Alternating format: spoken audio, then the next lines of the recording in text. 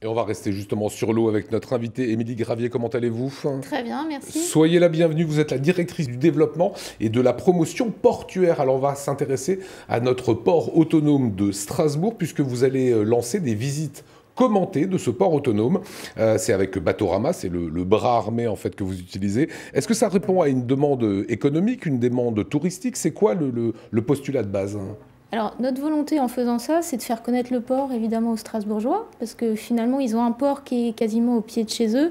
Ils n'en ont pas tous conscience, et on a envie qu'ils aient la fierté de ce deuxième port fluvial de France. Et on s'était rendu compte que ça pouvait correspondre à une demande, puisqu'on avait fait les 2 dernières années les journées du patrimoine avec des visites de ce type-là, en bateau, qui avaient eu beaucoup de succès. Et on n'avait pas réussi à répondre à toute la demande, parce que les journées patrimoine, c'est court. Et donc voilà, on s'est dit, maintenant on se prépare. C'est peut-être la bonne idée en fait. Voilà, à faire un vrai produit Batorama qui est consacré aux visites du port. Alors c'est très différent évidemment de la visite des ponts couverts que vous faites actuellement jusqu'aux institutions européennes, qui est le tour de Strasbourg. Ça va permettre évidemment de découvrir l'activité portuaire de Strasbourg, mais c'est une cible qui est aussi différente. Oui, parce que la cible Batorama, pardon, ce sont les touristes qui viennent visiter la ville. Et on voit la cathédrale, on voit les ponts couverts. Voilà, les fameux 3C, choucroute, cathédrale, cigogne. Okay. Et avec la visite du port, on voit un autre C, on voit des conteneurs, on voit des choses qui n'ont rien à voir, mais du coup, ça vise plutôt des Strasbourgeois, des habitants de la région.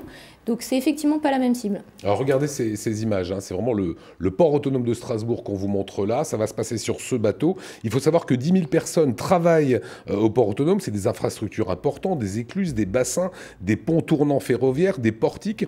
C'est un acteur, qu'on se fasse une idée, qui est un acteur économique important pour Strasbourg et l'Eurométropole.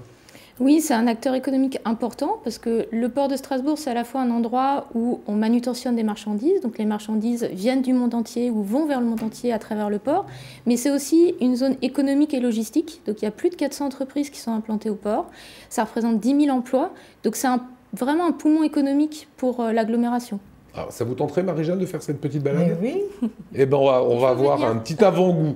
C'était en avant-première, ça s'est passé au mois de novembre. C'était les premiers essais pour voir si ça allait être concluant. Regardez. Les visites du port en bateau ont fait mouche lors des dernières journées du patrimoine.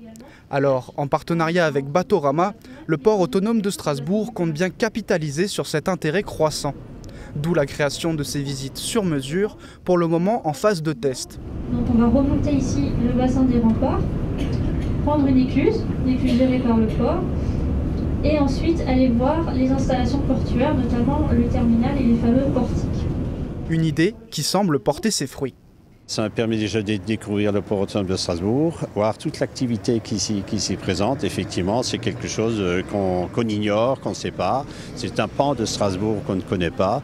Et là, ça m'a permis de voir qu'effectivement, à côté de la ville de Strasbourg, il y a autre chose que le centre-ville. Sur tout ce qui est environnemental, transport et tout ça, on n'imagine pas. Et surtout l'importance de ce port de Strasbourg. Par contre, j'ai trouvé que la visite, on n'avait pas vu assez, on a vu très peu de bassins, je reste sur ma faim. Voilà, donc je reste sur ma face, il faut voir plus de bassins, Émilie Gravier. Et bien justement, on a changé le parcours entre novembre, qui était, comme vous disiez, un test, et ce qui va se passer à partir de demain.